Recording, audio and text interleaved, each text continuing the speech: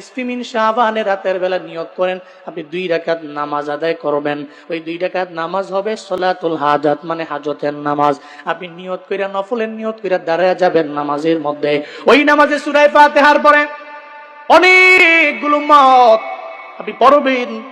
কুল ইয়া আইয়ুহাল কাফিরুন প্রথম রাকাতের মধ্যে সূরা ফাতিহার পরে, এরপরে দ্বিতীয় রাকাতের মধ্যে সূরা ফাতিহার পরে সূরা ইখলাস পড়বেন। কুল হুয়াল্লাহু আহাদুল্লাহুস সামাদ, কুল হুয়াল্লাহ সূরাটা পড়া এরপরে আপনি সলাতুল হাজাতের 2 রাকাত নামাজ শেষ হওয়ার পরে আল্লাহর দরবারে আপনি কানবেন। আবার ওই নামাজের সিজদার মধ্যে যাইয়া, বাংলায় পারেন, আরবিতে পারেন, ফার্সি পারেন, উর্দু পারেন, যাই পারেন, আল্লাহর দরবারে বলবেন, ও আল্লাহ, আমি অভাব অনটনে পড়ে রইলাম, তুমি দূর করে দাও।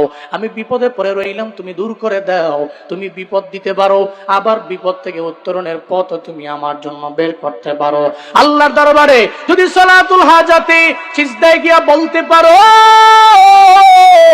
আল্লাহকে যদি বলো, আল্লাহ গো, আমি জানি তুমি জানো আমার অভাব আছে, আমি ঋণ যুক্ত হয়ে গেছি, ঋণ মুক্ত হবার চাই, তুমি জানো আমার অ্যাবিলিটি নেই, আমার সামর্থ্য নাই রে আমার মাওলা।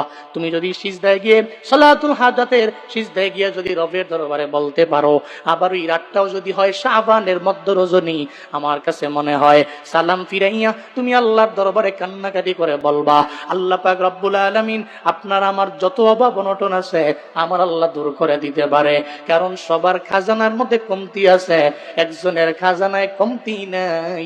চিল্লা বলেন তার নাম।